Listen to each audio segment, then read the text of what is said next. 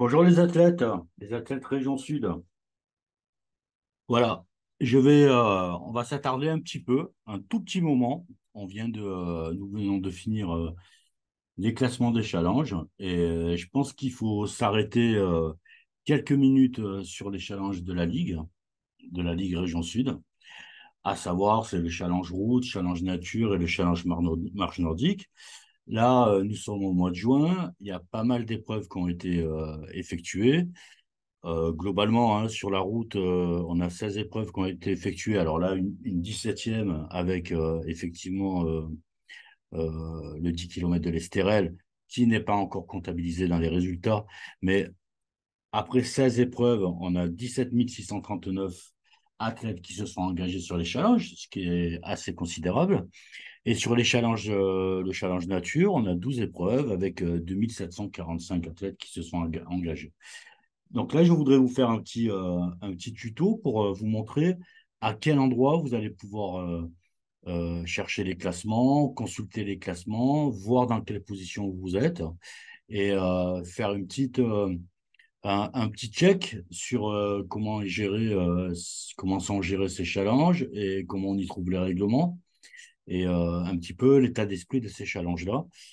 Euh, donc, je partage mon écran là. Déjà, pour aller les chercher, vous pouvez aller dans Google, vous marquez challenge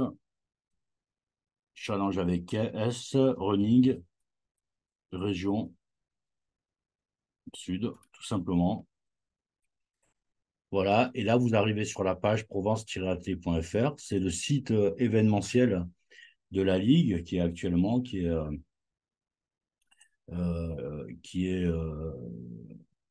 qui est consacré au challenge et à l'information pour les challenges. Donc le challenge, ben, cette année, on a la chance d'avoir signé un beau partenariat, plusieurs partenariats, mais un beau partenariat avec le Crédit Mutuel et Publicité par l'image. Donc dès que vous arrivez sur la page du site événementiel de la Ligue, vous pouvez aller directement consulter à travers ce visuel-là, en cliquant dessus, toutes les courses. Voilà. Donc là, vous avez toutes les courses qui s'affichent. Et comme il y en a beaucoup, elle réunit trois challenges, hein. Comme il y a beaucoup de courses, moi, je vous propose un petit filtre ici par la catégorie des challenges. Donc, vous avez challenge marche nordique, challenge trail et challenge route. Si vous allez sur le challenge route, vous cliquez la catégorie route 2023.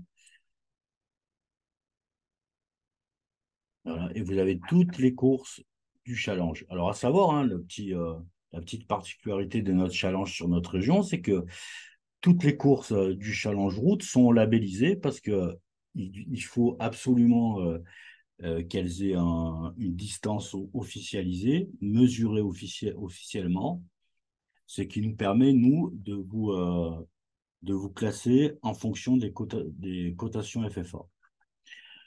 Une fois que vous avez toutes ces courses-là qui s'affichent, vous pouvez aller à l'intérieur et voir, avoir des informations pour chaque course. Le nombre d'épreuves, l'organisation, le site internet de l'organisateur et ainsi de suite. Donc là, on regroupe un petit peu toutes les informations qui concernent les challenges. Au-dessus, vous avez trois pavés. Vous avez euh, un pavé pour les classements route, un pavé pour le classement nature et un pavé pour le classement marche nordique. OK? Donc, dans ce pavé, par exemple, on va aller sur le règlement du challenge route. Donc, je clique dessus. Vous avez une page qui s'ouvre. Vous pouvez la télécharger, cette page. Et vous avez un petit peu les objectifs du challenge. Vous avez également un lien ici pour accéder. Alors là, vous avez une vidéo d'explication et de localisation des challenges également. Mais vous avez aussi les conditions d'accès au challenge. Donc, tout le monde participe sur les courses labellisées de nos organisateurs en région. Tout le monde, qu'il soit licencié ou pas licencié, a un classement, hein, un classement Scratch, hein, je dirais, sur l'ensemble du challenge. Mais seuls les licenciés pourront prétendre au podium. Et les licenciés de la Ligue Région Sud ont un classement particulier. Voilà. Là, vous avez, alors là, je vous disais tout à l'heure, hein, vous avez le lien vers le barème FFA, c'est-à-dire que c'est un barème qui permet d'attribuer, là j'y vais, hein, voilà, ça c'est un barème qui est visible, c'est un barème qui permet d'attribuer des points au regard d'une performance. C'est pour ça qu'il est nécessaire que les distances soient officialisées. Voilà, ben hop, je revais sur mon règlement. Donc, il y a trois formes il y a le challenge performance, donc on classe les personnes au scratch. Nous avons les personnes, le challenge fidélité, c'est un challenge qui permet de récompenser les personnes qui se sont engagées le plus dans l'année sur les courses incluses dans le challenge. Et vous avez le challenge des clubs qui récompense le club qui a compté le plus d'athlètes tout le long de l'année sur les courses incluses dans le challenge. Voilà, et vous avez, j'ai oublié les catégories, donc vous avez la récompense, vous avez un challenge sur le scratch, hein, hommes-femmes, les trois premiers du challenge à la fin de l'année, trois premiers hommes, trois premières femmes, et vous avez le premier et la première de chaque catégorie également qui sera récompensé à la fin de l'année. Voilà, je vous ai montré un petit peu le challenge, les règlements du challenge route. Le challenge nature, c'est la même chose. C'est la même chose, sauf c'est le système d'attribution des points qui diffère. Parce qu'en fait, il y a pas de distance mesurée officiellement sur un trail, hein, par définition. Donc, en fait, le principe, il est tout simple, hein. On prend le premier homme arrivé, par exemple, hein. On prend son temps, on le divise par l'athlète à laquelle on veut attribuer des points et on le multiplie par 300. Donc, du coup, ça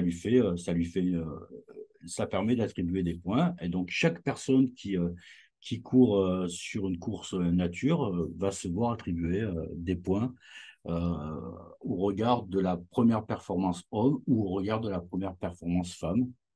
Voilà. Donc, à savoir aussi quelque chose qui est important, c'est que pour pouvoir également prétendre au podium, il y a plusieurs conditions. La première condition, c'est d'être licencié Région Sud, à la Ligue Région Sud. Et la deuxième des conditions, c'est sur le challenge nature, avoir effectué 4 épreuves sur l'année. Et pour le challenge route également, avoir effectué 4 épreuves sur l'ensemble de l'année.